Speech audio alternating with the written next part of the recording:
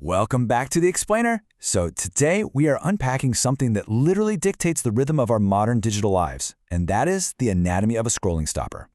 We're going to break down the hard data and the consumer psychology behind TikTok, Instagram Reels, and YouTube Shorts. We want to figure out exactly what transforms a casual, mindless scroller into a fully engaged viewer.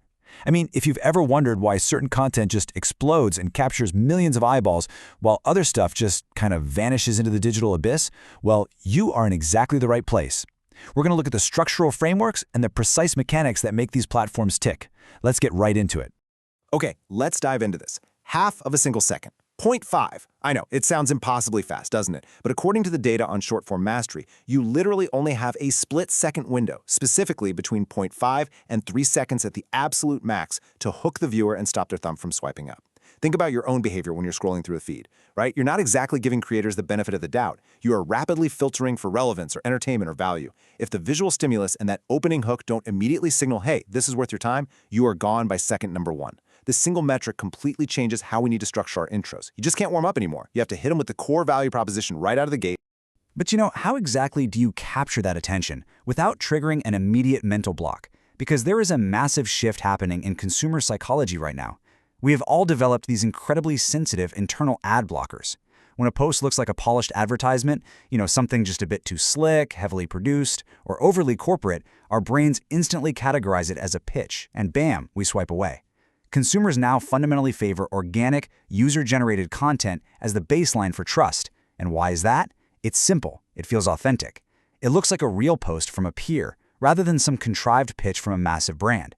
It's shot on a smartphone, it's relatable, and it completely disarms that defensive reflex. To win trust today, your content absolutely must seamlessly blend in to the organic feed. Now, let's assume you've successfully bypassed that ad blocker and hooked them in that crucial first second. How long should you actually keep them? There's a super common myth out there that all short-form content needs to be under 15 seconds. Honestly, that's simply not true anymore, especially if you're actually teaching the viewer something. The optimal duration for educational content has solidly shifted to the 45 to 90-second range. That is the new sweet spot. It gives you enough runway to genuinely explore a concept, deliver real value, and establish your authority, but it's still concise enough to respect the viewer's time and, keep them engaged. It's really all about packing maximum signal into minimum noise.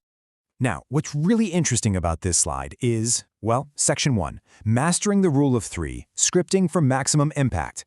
Let's look at the technical blueprint of the script itself. To keep viewers locked in for that 60-second runtime, you need some extreme structural discipline. We call it the Rule of 3. Step 1, address one problem. Step 2, provide one fix. Step 3, deliver one clear takeaway. That's it. That's the whole shebang. Please, whatever you do, do not try to solve 3 different problems in one short explainer. The absolute fastest way to cause viewer fatigue is cognitive overload. If you throw too many variables or tips or go off on tangents, the viewer gets overwhelmed. And what do overwhelmed viewers do? They swipe away. By strictly limiting your script to this linear path, identifying a single pain point, demonstrating one actionable fix, and leaving them with one memorable takeaway, you create this deeply satisfying loop of information. It feels achievable. It makes the viewer feel smart, and honestly, it makes them way more likely to save the post or share it with a friend. Let's move to and see how this builds into Section 2, Winning Algorithmic Visibility, Technical Non-Negotiables, because formatting matters just as much as the script. Think about it. Having a brilliantly structured, perfectly paced script is completely useless if literally no one ever sees it, right? And that brings us to native priority placement. This is essentially the invisible gatekeeper of your success. You have to think of the algorithms on TikTok, Instagram, and YouTube as these highly protective curators. Their ultimate goal is to keep users on their app for as long as humanly possible. Because of that, the algorithm heavily prioritizes content that looks and feels native to its specific viewing experience. If your format forces the user to turn their phone sideways, or if the text is hard to read, or if it just breaks the immersive illusion of the vertical feed, the algorithm will actively suppress its reach.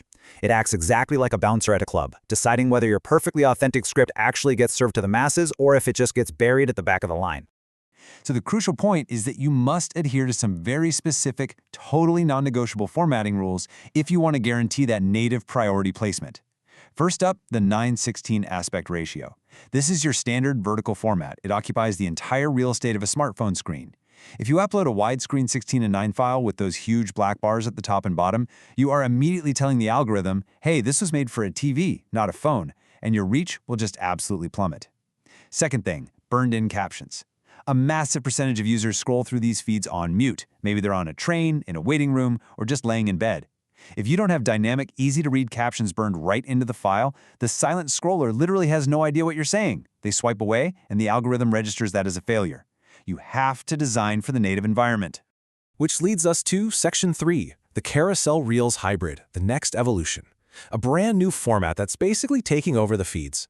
And this brilliantly illustrates how these platforms are constantly evolving. The carousel reel is just a brilliant adaptation to everything we've been talking about regarding consumer attention and depth of information. Look, a traditional video gives you incredible visual variety and movement, but, it can be pretty hard to convey a lot of dense, static information quickly. On the flip side, a traditional carousel allows for that deep information because the viewer can just swipe at their own pace, read the text, absorb the data. Well, the carousel reel is the evolutionary leap. It successfully merges the best traits of both. It combines the visual variety and algorithmic push of short-form video with the depth and pacing control of a carousel. It effectively tricks the algorithm into registering long watch times as viewers pause and read through the moving slides, all while you're delivering high-value, deeply informative content. It is literally the ultimate hybrid of engagement and education. So, that leaves us here. We've unpacked that crazy 0.5-second hook, the absolute necessity of authentic user-generated content, the 45 to 90-second sweet spot, the rule of three, and of course those strict technical non-negotiables you need to win algorithmic favor.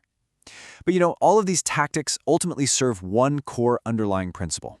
And I want to leave you with this provocative thought as you go out and evaluate or maybe create your own scrolling stoppers. Ask yourself, is your content genuinely built to be trusted, offering a real fix to a real problem, or is it just built to be a polished ad dressed up in modern mechanics? The platforms, and honestly more importantly the viewers, absolutely know the difference. Thank you so much for joining me for this explainer. Take these insights, apply them, and I'll see you next time.